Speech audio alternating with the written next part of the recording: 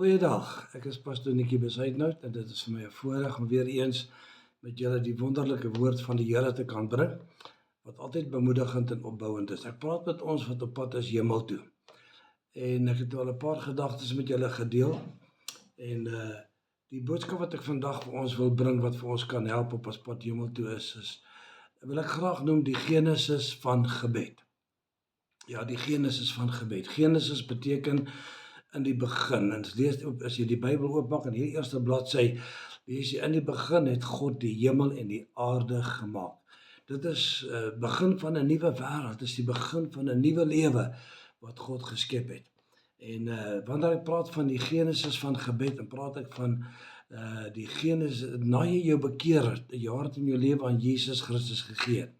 Begin daar heeltemal 'n nuwe lewe wat in jou tot stand kom, 'n wonderlike lewe. Ons noem dit Bybel praat van 'n geestelike lewe. Jy's 'n kind van die Here nou dat jy jou hart en jou lewe aan Jesus Christus gegee het. Mense dink dit is nie nodig om tot 'n bekering te kom nie. Ons weet wat's hierdie bekering wat ons van praat.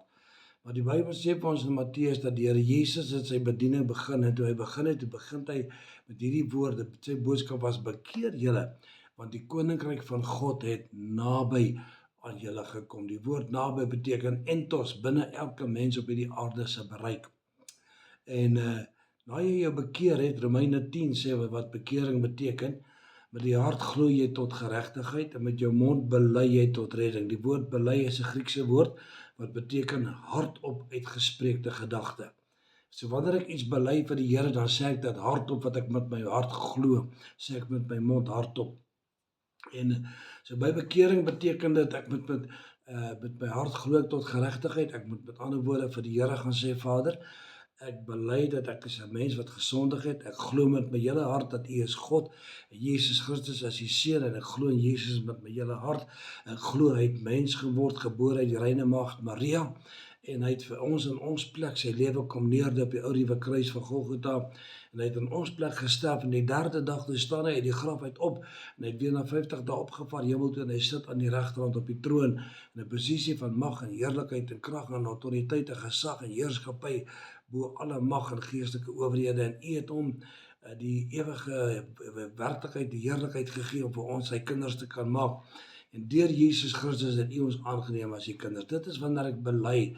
En wanneer ek daai ding doen, dan gee ek my hart en my lewe aan Jesus Christus en dan word ek en jy nou kind van die Here. 2 Korintiërs 5:17 sê, daar begin dan 'n nuwe lewe. Romeine 12 praat van the renewing of your mind, die verandering van jou denke. Wanneer jy tot 'n bekering kom, dan verander jy jou denke. Jy hou op om te leef soos jy geleef het en jy leef nou 'n nuwe lewe in Christus Jesus. Daar's 'n liedjie wat ons jare terug in die kerk gesing het, the sins I used to do, I do them no more. Daar het 'n verandering in my lewe gekom, jy sien. En 2 Korintiërs 5:17 sê dat wanneer dit gebeur, as jy die ou dinge het verbygegaan, kyk, alles het nuut geword. Jy het 'n nuwe mens geword in die Here Jesus Christus. Jou uitkyk in die lewe verander, jou lewe verander en jy rig na jou lewe in volgens die bladsye van die Nuwe Testament. En dit is in kortweg wat dit is om tot 'n bekering te kom. Mense dink 'n bekering is nie nodig nie. Handelinge 17 vers 30-31 sê die Bybel dat God het dan die tye van onkunde oorgesien en verkondig nou aan almal in die hele wêreld dat hulle moet bekeer. Nie opsioneel nie.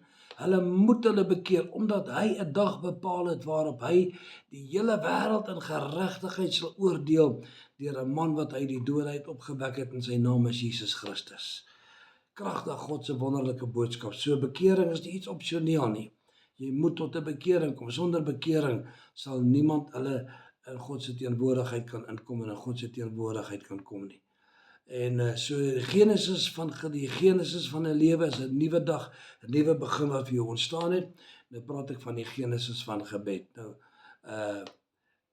alles op hierdie aarde wat lewe as gevolg omdat hulle asemhaal. En jy moet asemhaal om te kan lewe.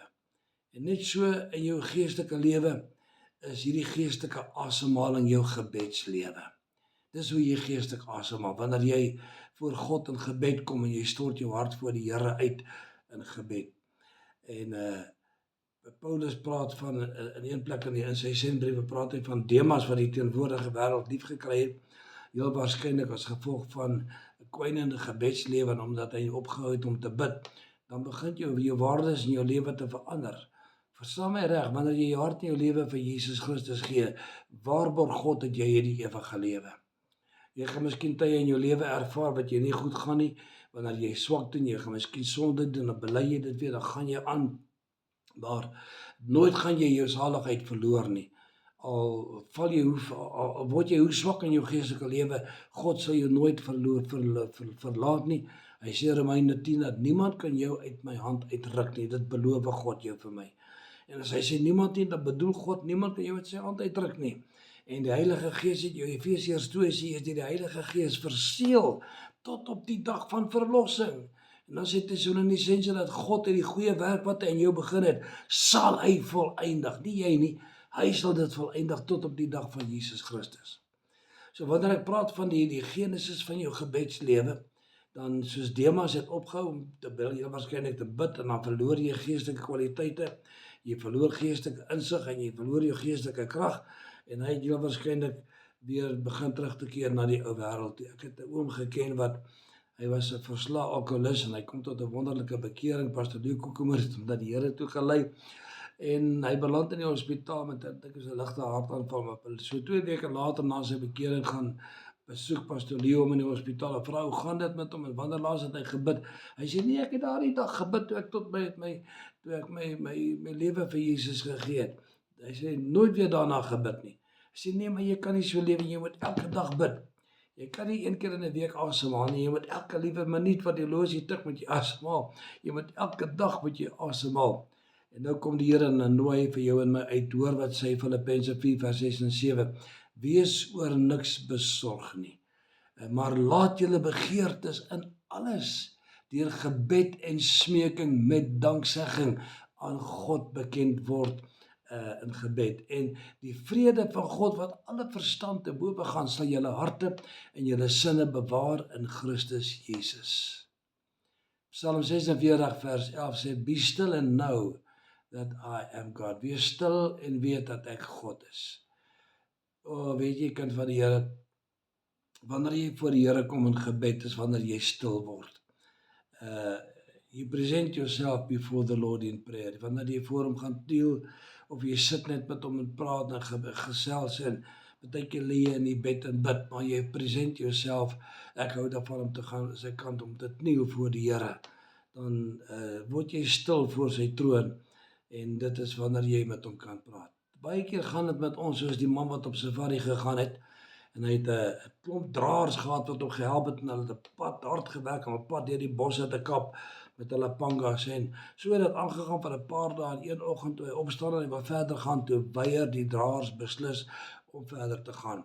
Niks kon hulle omkoop, die maak nie saak wat se omkoop geskenk hy probeer het om vir hulle te gee nie. En toe vind hy by hulle uit dat hulle sê nee, ons het te vinnig beweeg, ons siele het agtergebly. Ons kan nie verder gaan voordat ons siele by ons opgevang het nie, dan kan ons verder gaan.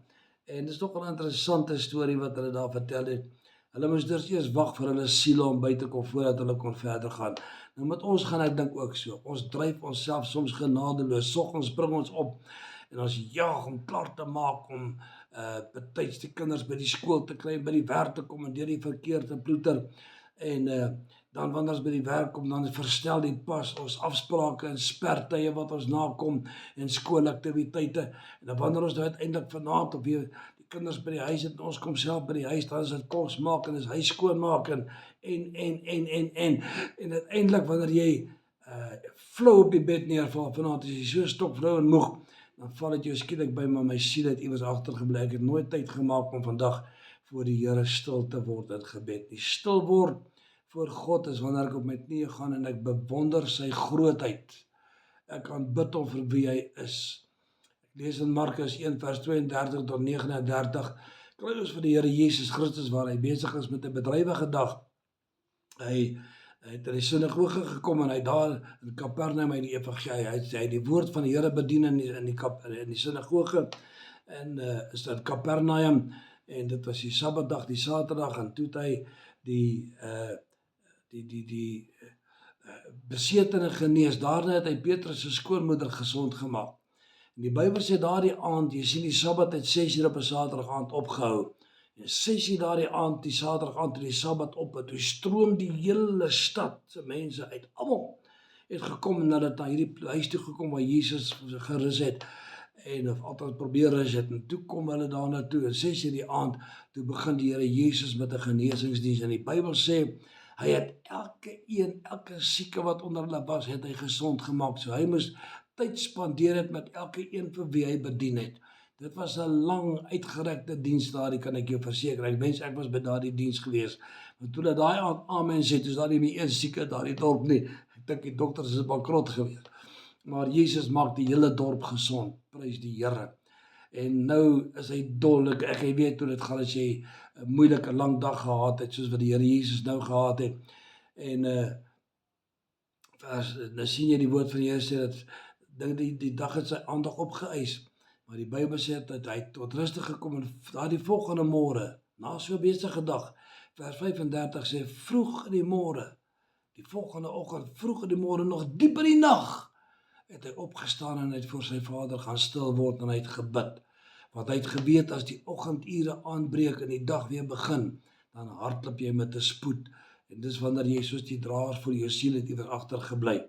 En kinders van die Here, die dag om die Here met gebed te begin is so belangrik. Asof jy jou lewe daar in gebed omsoom, sodat jou lewe nie uitrafel vir die dag wat vir jou voorlê nie.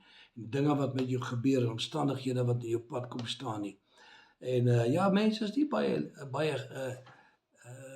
ingestel om te bid nie. Ek meen, kom ons reël 'n braaivleis, dan sien jy hoe, en jy nooi left, right en center, wyd en suid, dan stroom die mense om by daai braaivleis te kom, of om by daardie partytjie te kom, saam met jou te kom geniet. Maar reël 'n biduur, dan sien jy 'n spit en 'n drop wat opdag. Hier en daar is ouetjie wat kom saam met jou te kom bid. En so mense is nie baie erg oor gebed nie. Johannes 9 vers 31 lees ek iets interessant. Hy sê dat God verhoor nie die gebed van 'n sondaar nie. So daar's baie juis miljoene onbeantwoorde gebede. Jy moet tot 'n bekering kom. En jou hart en jou lewe aan Jesus gee, dan begin jy bid, dan hoor God jou. Maar baie mense wil net bid as hulle skielik in die nood is, dan bid hulle, Here moet hulle gou help. Die Here hoor nie daai gebed as jy 'n sondaar is. Jy lees Psalm Johannes 9 vers 31. Hy sê, maar as iemand godsvreesend is en sy wil doen, die verhoor hy. Baie van ons ervaar kragteloosheid, rigtingloosheid en swaar kry en swak geestelike identiteit as gevolg van biddeloosheid. En gebed is die antwoord. Gebed bevat die krag om ons lewens te verander. As jy dan van jou knie af opstaan, dan voel jy het sommer jy het nuwe moed gekry vir die dag wat voor lê. Gebed kan jou omstandighede verander en omdraai. Dit gee bevatlikheid in die dag. Jy kry wysheid om regte besluite te kan neem. Verkoop jou siel, jou gees en jou liggaam. Vul jou hart met vrede. En baie keer het ek in my lewe ervaar, as ek voor die Here tyd in gebed spandeer, word die storms in my eie hart word stil. En ervaar ek hoe die vrede van die Here Jesus in my lewe invloei. Ek praat nie van die sekondes van gebed wat sommige van ons, baie van ons wil spandeer in gebed die aand, jy na die besige dag, val jy net op die bed, jy sê, Here, dankie vir hierdie mooi dag, amen, jy draai met die stap, dan nee, ek praat nie van daai gebed nie, ek praat van wanneer jy tyd maak, om stil te word voor die Here Jesus sê in sy woord, hy sê, ga na jou binnekamer, sluit jou deur, en bid jou Vader wat in die verborgene sien, en jou Vader wat in die verborgene sien, sal jou in die openbaar vergelde. Jesus sê tot hier dat julle die Vader niks in my naam gevra nie, Johannes 14 en tot 16. Hy sê, maar wat julle die Vader in my naam van nou af vra, dit sal ek doen. Hy sê, bid dat julle blydskap volkome kan word. Kinders van God, gebed, daar's niks wat die geestelike asemhaling van gebed kan vervang nie. Ek sien dit in Genesis, dat het Adam en Eva elke aand saam met Papa God, saam met Vader God in die tuin gewandel. Dit is hulle tyd saam met stil word, saam met die Here. Elke aand het hulle met hom in die tuin gewandel en dan het hulle heel waarskynlik gepraat oor die dag en oor die diere. Jy weet, hy moes al die diere wat hy sien met sy name gegee en hy moes hulle leer ken. Seker het hy die Vader gevra om vir hom leiding te gee, wysheid te gee en raad gevra van hoe om die dag te begin. Nou, ons moet ook Vader God se doel in ons lewe kry. En ons moet ook sy seën op ons lewe kry. En hoe kry ek dit? Wanneer ek tyd maak om voor sy te kosbare troon te kom in tyd in gebed te span, die genesis van jou gebedslewe, hy geestelike asemhaling. Ek loof U my Vader, ek aanbid U, U is wonderlik. My God, ek eer U vir U groot wonderlike liefde. Ek eer U want U is my Vader wat in die hemel is. U is Abba Vader, ek het U lief. Ek kom na U toe in die wonderlike naam van my Here Jesus Christus. Ek loof U, Here Jesus, my verlosser. En ek praat met die Here, dan vertel hom wat is in jou hart. As jy met ongeloof stoei, sê dit vir hom. As jy swak is en jy voel jy is nie sterk genoeg, sê dit vir hom. Sê die goed wat jou pla, hy nooi jou uit. Hy sê werp jou bekommernis op hom want hy sorg vir jou. Maar hoe gaan jy dit doen as jy nie met hom tyd spandeer in gebed? Dis jou geestelike asemhaling.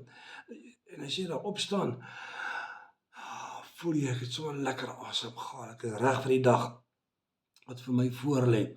Jy's reg om te heers.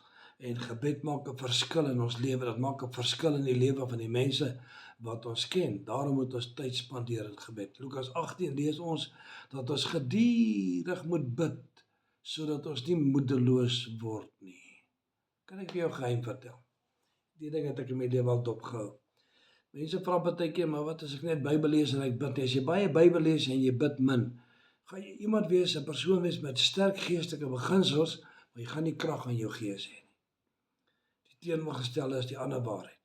As jy iemand is wat baie bid en jy lees baie min die Bybel, gaan jy 'n geestelike gedrewe mens wees, maar jy gaan nie rigtinge nie, jy gaan nie bevatlikheid hê nie. Die woord en gebed loop saam hand aan hand. Dit is amper soos iemand wat in 'n rooi bootjie sit en hy het een span. En as ek net bid en ek roei aan een kant, dan gaan die bootjie al in die rondte draai. Of as ek aan die ander kant indruk en ek lees net Bybel en ek bid nie, dan gaan die bootjie net oral in die rondte draai. Maar as ek gebed en geloof en die woord het en ek roei hulle saam, dan kry my lewe rigting, dan kry ek bevatlikheid in my gees, dan gaan ek en jy vorentoe en word ons sterker in die Here. En dit is God se woord. Hoor die uitnodiging en hiermee wil ek jou afsluit met hierdie gedagte en ek hoop dit gaan jou help in jou pad vorentoe. Hebreërs 4 vers 16, powerful, hoor wat sê die Here. Laat ons dan met vrymoedigheid na die troon van die genade gaan, sodat ons barmhartigheid kan verkry en genade vind om op die regte tyd gehelp te word. Sterkte met jou lewe as 'n kind van die Here. Hou vas aan die Here, volhard in jou gebed. Haal diep geestelike asem, maak tyd om voor sy troon te kom, maak tyd om elke dag net so 'n bietjie eenkant te kom met hom. My beste tyd wat ek ervaar het om te bid, is die Here Jesus se voorbeeld, hier so vroeg in die oggende, so tussen 3 uur en 4, 3 uur en 4, 3 uur, 5 uur, is dit my geliefkoeste tyd wanneer ek voor die Here kan kom. Dit kos dissipline, en partykeer nou en dan kry ek dit nie reg nie, maar meeste van die tyd is dit die tyd van ek gaan afsonder voor die Here, wat ek vir hom gaan stil word, dan stort ek my hart voor hom uit. Ek vertel hom die dinge wat my pla, vertel hom my stryd, die dinge wat ek mee stoei. En daar wag ek om baie keer as ek storms in my hart het, dan wag ek en ek bid totdat ek die vrede van God voel neerdal in my gees in. Ek het my neefie Tess het baie keer in die kerk gesing, 'n liedjie. How long has it been? Ek dink Jim Reeves het dit gesing. How long has it been since you knelt by your bed and spoke to the Lord up in heaven? How long has it been since you knew that He cares for you? Since you knew vandat jy gevoel het hoe sy vrede in jou hart inspoel en sy vrede kom en draai jou deur. En baie keer as jy dalk vir jou nie opstaan, die omstandighede is nog steeds daar, maar jy het bevatlikheid in jou gees, jy het krag om die dag te pak en die dag aan te gaan met die Here. En kind van God, byt vas. Die pad vorentoe die hemel toe is nie meer baie lank nie. Dan gaan die wegraping plaasvind en die Here Jesus gaan ons kom haal om saam met hom hemel toe te gaan. En totdat daardie dag aanbreek, volhard in jou gebedslewe. Hou aan om geestelik asem te haal. Dis die restaurasie wat plaasvind deur gebed in jou lewe.